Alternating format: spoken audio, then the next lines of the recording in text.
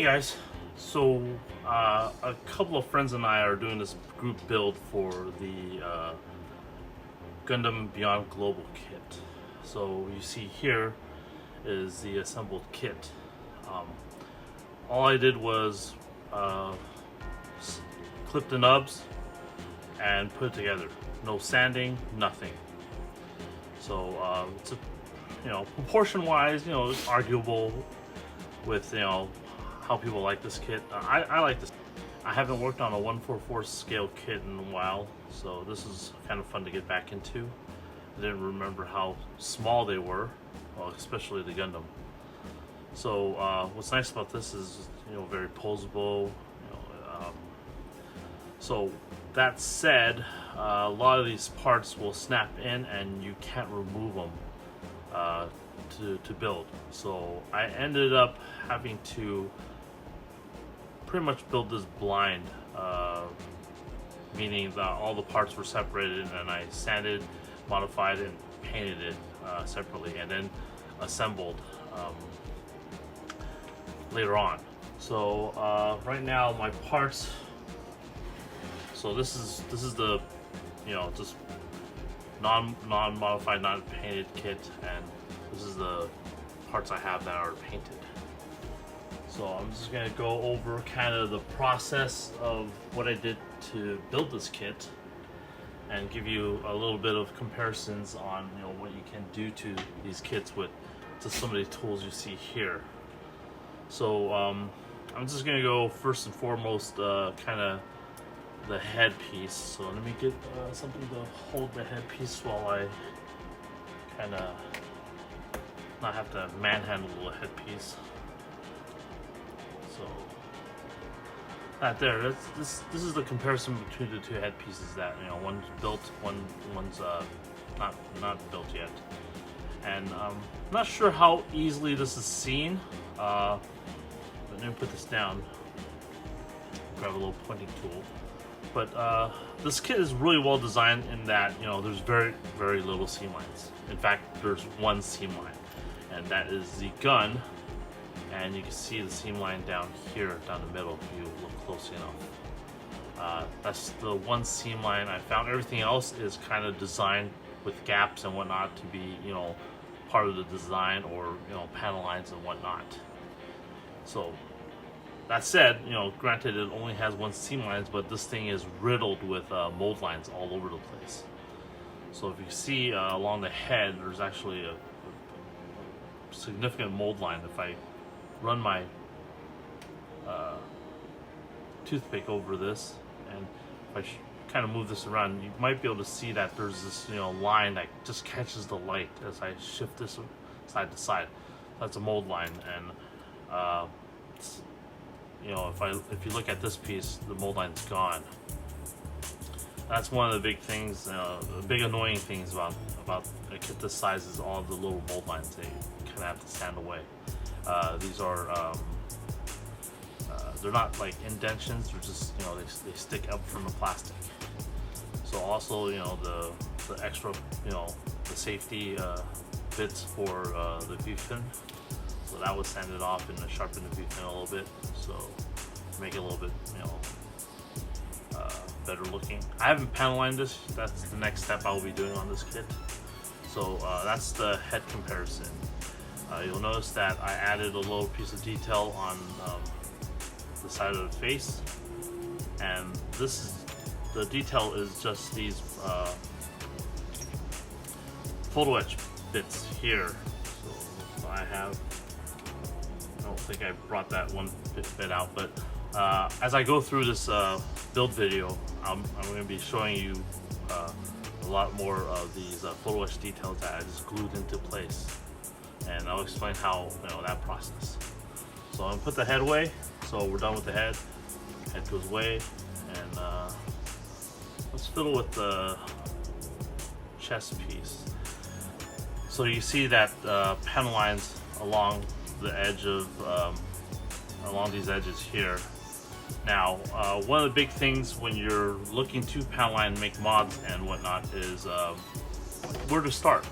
How do I want to panel line this? I'm not just gonna You know, some people are creative, and in their minds they could, you know, just start drawing outlines with, you know, a pencil.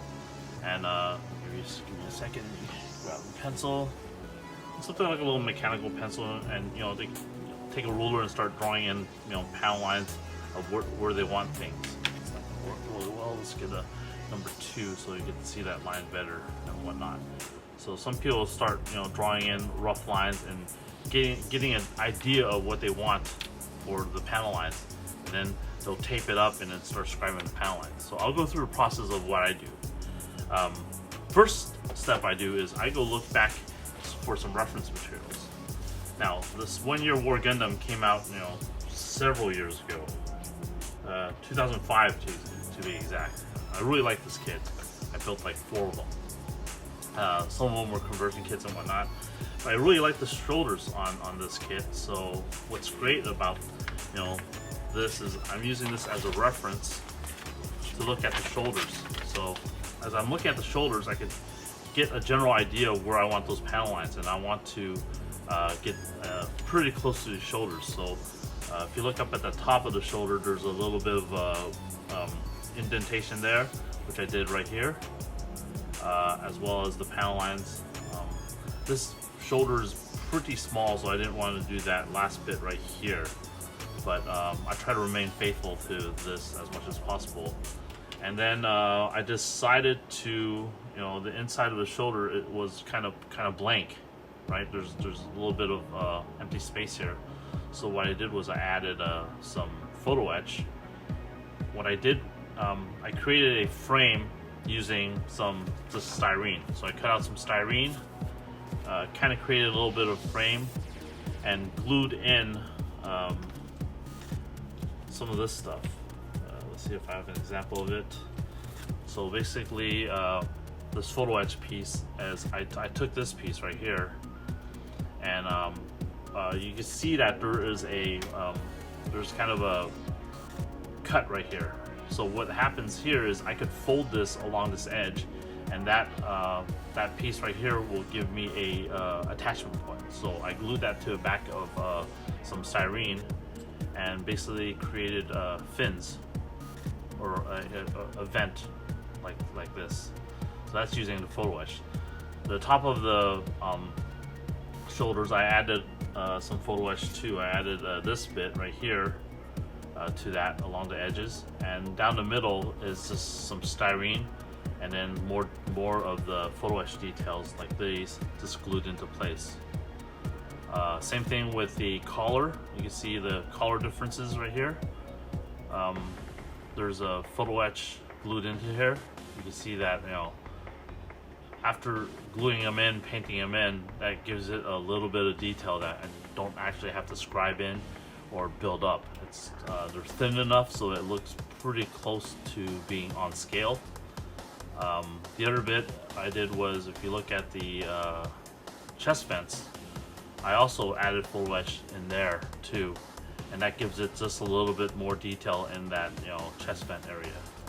So it's a little tedious, and what I did was you can use 2 types of glue. You can use Elmer's glue. So for the first part of these parts, when I first started working on it, I was using Elmer's glue. What's nice is it cleans up pretty easily with water while it's still not fully set up. But once it sets up, it's on there pretty good. You can't really clean it up that well, or you might take off the part from you know, take off the photoetch from the part. So there's a bit of a timing issue, and your ambient humidity and temperature will affect how quickly this dries. The other thing to use is that I started using more is just CA glue. You know, your run-of-the-mill super glue, or CA glue. So if you apply a very small amount, this will dry very quickly and it'll just get on there pretty fast. But if you have a little bit of glue on there, it'll take a little longer to set up. So what ends up happening is you can put the little detail bit on there, and with some tweezers you can shift it around so it's just right. Press it down and then leave it alone, and it'll set up really nicely on your kit like that. So, you know, two methods, depends on, you know, what you're more, you know, comfortable with. I use both. I think I prefer the super glue method better. The only problem with the super glue method is if you get glue around the edges of where your part is, you're gonna have to clean that up, possibly with a sanding tool or whatnot once it sets up, because that will create a surface, you know, detail of where that glue set up. And the nice thing about the Elmer's glue is if you time it correctly, you completely clean that off and you won't have any of that residue there, and it's ready to go to paint and whatnot. So pros and cons between the two of them, up to you. I would recommend you guys try both and see which one you like better. So that's the basics of applying, you know, the photo etch details. So not much else for the chest. I painted this with a couple of stripes, and the striping was done just with masking tapes. So I'll get more into this masking tape as I go into scribing, because I rely heavily on the different sizes of these masking tapes for scribing. So I'll get into that when I get to talking about the scribing. So for that, I just use those tapes for the masking. So this is, you know, again, I just clear coated this a couple hours ago. It's, you know, completely dry, and I'll probably do some panel lines. Moving along to, let's pull one of the legs off, and let's do it without hopefully breaking this. So let's grab this, and this is the surface of the leg. It's huge by comparison to the arms. You know, it's got thick ass thighs. So let me grab this guy and pull the foot off first. So for details, since this was a wide open space, I also wanted to detail up the legs, or the thighs at least. And looking at the detail reference material here, I got no help. I mean, this didn't really help me out at all. So what I ended up doing is I ended up searching online, and I found a master grade, I guess, Gundam base Gundam. So I based my panel lines kind of off that kit.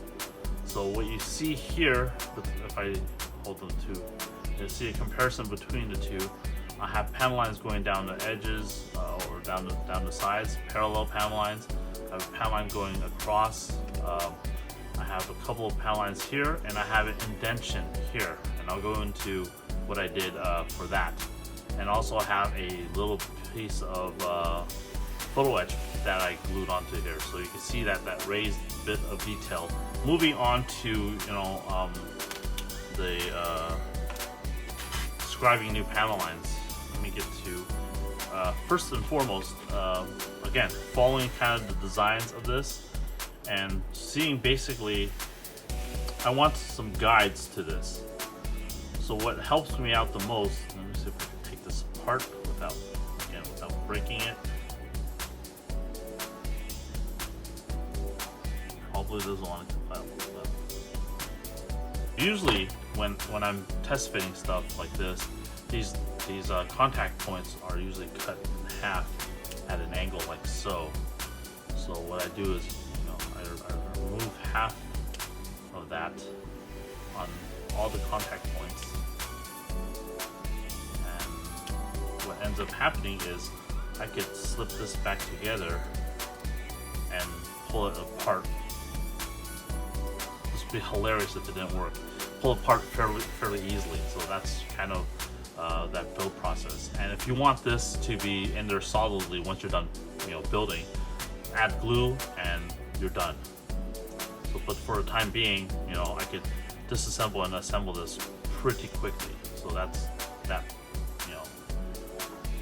Now, if you guys are watching this video and you guys are wondering, what the hell are these things?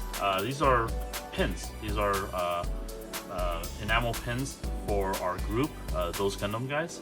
So those Gundam guys, we have this is our official mascot for SCGMC, Southern California Gundam Model Contest. it is the largest live Gundam model contest in all of North America. So, some of you guys that are watching this video have been to our show. You guys can attest to it. Some of you guys have never been to it or have heard of it. We've been doing the show for 10 years, and recently got these just kind of to help promote our show and help pay for our show. So if you guys are interested in purchasing these or buying a t-shirt that one of our guys designs, check out the link right here and help support our show. Alright, going back to this kit. So I'm going to kind of blindly go into this a little bit because I typically wear these giant magnifying glasses to help me see stuff because my eyes aren't as great anymore, and plus this is a really damn small kit. So scribing. So this is your typical 6mm Tamiya masking tape. Now online I bought these for a while ago, and I actually bought these in Japan. You can find them on Amazon. Just look up Aizu, A-I-Z-U, and they come in all sorts of different cut sizes, and they're basically very similar to the Tamiya masking tape. So 1mm, 1.5, 0.4, I have a 0.7, this is a 2.5. So these are very useful other than just masking. So I'm going to use these as guides.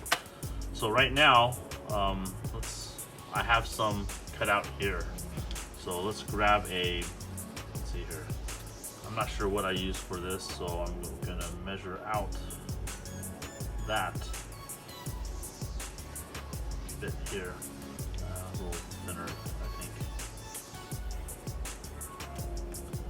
But the idea is I want to draw in my lines, and I want a little bit of precision and accuracy between my two parts.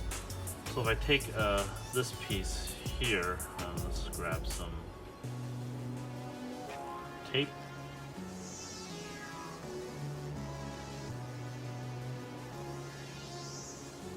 Handy dandy tape holder.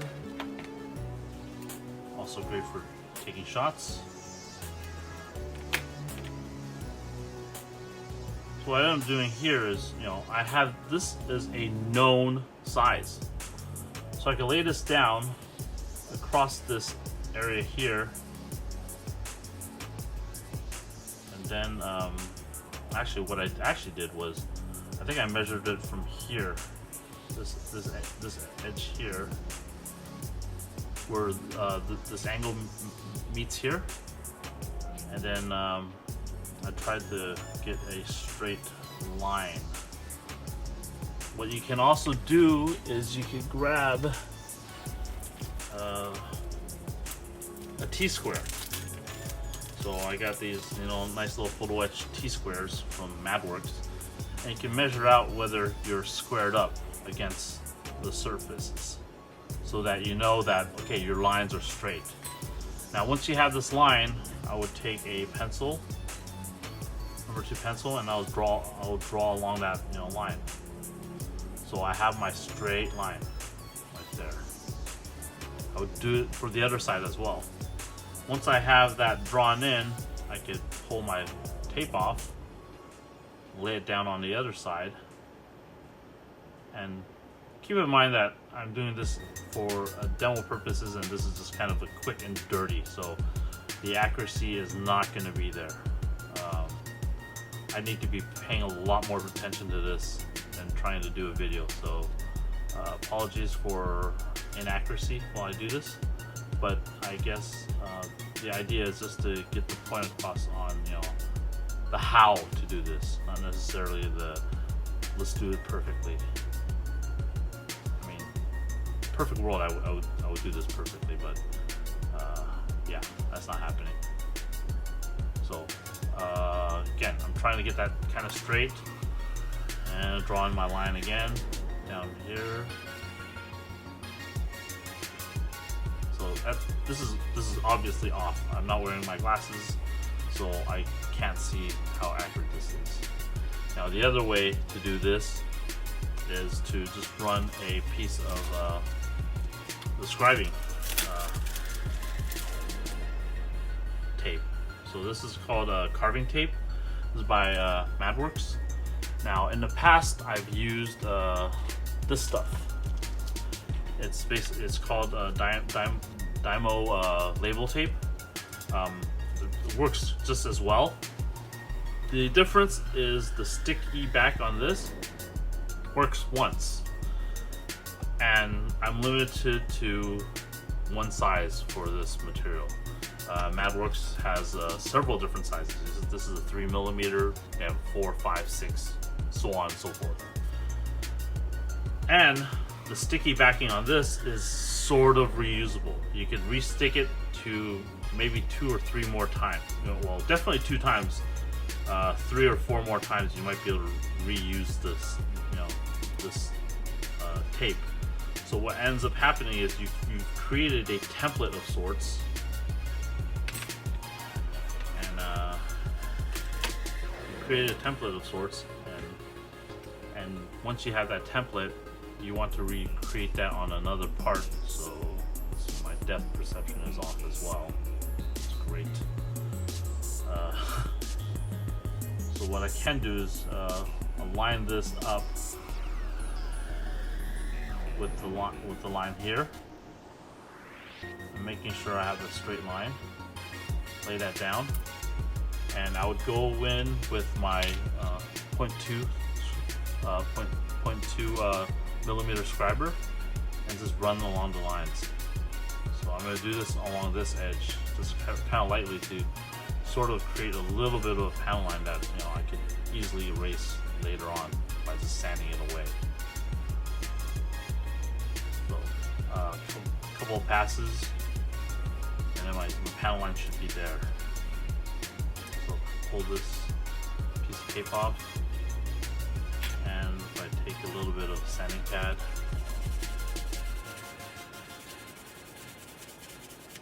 you see that there's a bit of a line there. Well, you see my lines right there. So that's the basic idea of applying, or scribing new panel lines. And once I have, my 2 straight lines down, I could start going in and doing detailed panel lines, or like the middle panel lines, by doing this across. Now again, using masking tape or using the size of the Madworks tape, I can measure out exactly how thick I want that panel line to be from one another. So that would be one line. You can take my pencil and draw my marks here. Scribe that. Lift that up. Put that up 1. Make sure it's sort of straight. I'm realizing that at my age, I'm becoming blind as a goddamn bat. So another line there, and then you start scribing. Now this bottom line here, you'll notice that it's indented. There's I took a thicker panel line. This is my 0.2, but I ran out of holders.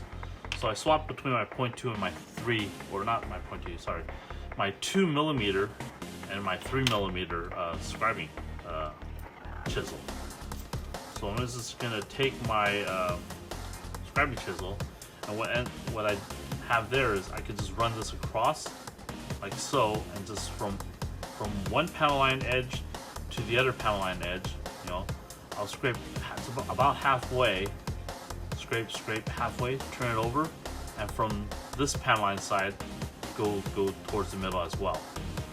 Now you want to, you're gonna have to pay attention to make sure you keep this even. But as you're scribing and chiseling away the material, you can create that indentation here, like I've done here.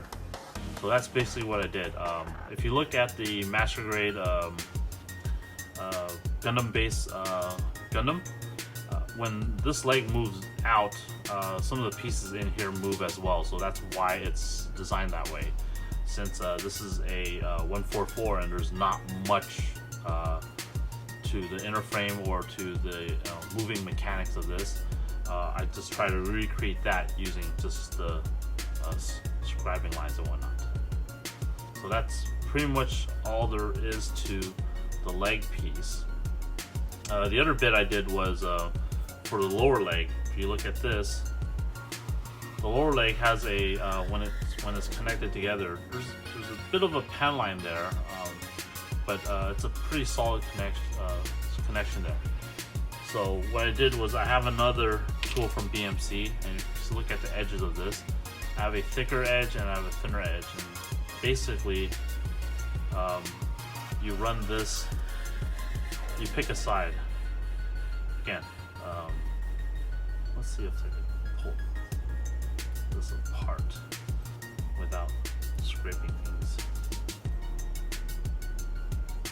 Well, the idea is, now let's use this for example. You run this along the edge of your parts, and this side right here will follow the edge, the hard edge here, while the scraper is removing material at that same distance. So basically, for half parts like these, you can create an indented panel line like so. So Bandai has actually designed a lot of these kits to have a natural panel line when you put this stuff together. So that's basically how you do that with parts that don't have that natural panel line. So you see over here, these two halves right here have a natural panel line that Bandai designed into this.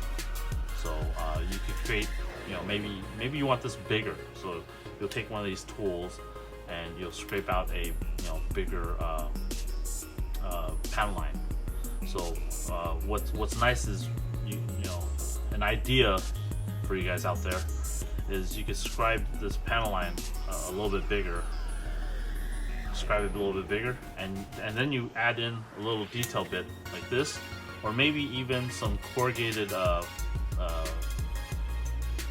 claw plate, and add that as a little bit of detail right there. So when the two halves are together, you have that extra big or extra thick panel line, and you have that detail bit in there that's inset, and that would look actually pretty cool. I wish I thought of that earlier. I would have done that to this piece. So that's basically using this tool. And the waist, all I did here was I glued in these photo etch details. So you can see that the skirt pieces, adding a little bit more detail using those photo etch bits. So same thing with the back part of the skirt. I also drilled out the hole here, added a little detail. I added more photo etch details, along the centerpiece of the skirt. You can see that. So I think it's a pretty cool effect. Once painted up, they blend right into the surface of the kit. Let's see here. The foot. Let's grab a foot. I'll put the foot there. So you see again more photo etch details here. I found that this face of the kind of ankle guard piece was pretty boring, so I just glued in 2 bits of photo etch here. The bottom of the foot piece, I scribed in 2 lines there. I don't know if you can see the line I scribed in here, but there's another line that's scribed up on top. Once I panel line this will be even easier to see. And I scribed in a panel line down here and add photo etch to the top part of the foot. The shield. The shield's another piece where there's a lot of area to detail up. Now, if I flip this over, there's a lot of actually mold lines too that you can see here.